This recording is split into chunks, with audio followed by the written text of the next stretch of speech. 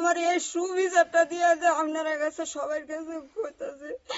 আর মায়াডারে পাইতেছি না, আমার মায়াডারে চিন্তাই করার এক কারণ হচ্ছে এই পাপিয়া মূলে আমার মায়াডা শেষ।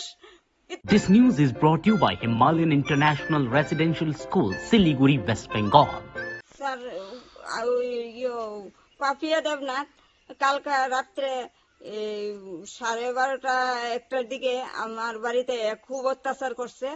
আমার বাড়ি ঘর ভাঙচুর করছে, আমারে মারছে, আমার মায়েরে মারছে। তাই উদ্দেশ্য আমার আগের থেকে আমরা পেছনে লাগিয়ে রয়েছে।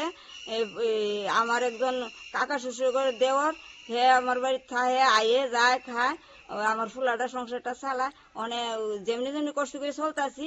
তো তাই একদিন আমার ফুলারে ডাক দিয়ে না, সে কইতাছে তুই 50,000 টাকা দে। কি লেগে কাকি কয় তোর বাড়ি যে তোর কাকু আছে, যদি আমার টাকা না দেস তাহলে তোর ফাঁসাই দিব কিন্তু। তো আমার বালাই বেলা টাকাটা দিয়ে আমার, নাইলে আমি বিজেপির একজন পঞ্চায়েত সমিতির কি তা জানি পঞ্চায়েত সমিতির মেম্বার পঞ্চায়েত সমিতির মেম্বার। ওখানে এই পাপিয়া কালকা এই অত্যাচারটি করছে। আমার মায়ের কালকা রাত্রে থেকে ফিটা মোড়া খাইয়া যে মায়া যে গেছে, আমারে মারছে, আমার মায়েরে মারছে, আমার নাতিন। আমি কইছি আর কি যে বলে তোমরা এটা করতেছো, আমরা মারতেছো, আমার নাতিনটা তো ডরাইতেছে। এরপরে এই পাপিয়া করছে কি, তাই নাতিনটারে ধাক্কা দিয়া এই খাড়ে এদিকে সেদিকে ফেলাই দিছে। এরপর যখন আমার নাতিনটারও শৈল বেলা না, যত কিছু এই পাপিয়া করছে। পাপিয়া আমারে একবারে পঞ্চায়েত সমিতির মেম্বার। বাড়ি তো বাজারের লগে। কোন বাজার? কুনাবন বাজার।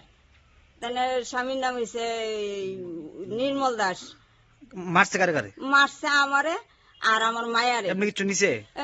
এরপরে গড় আমরা তো উরুস তুলি কোনো দেখছি না।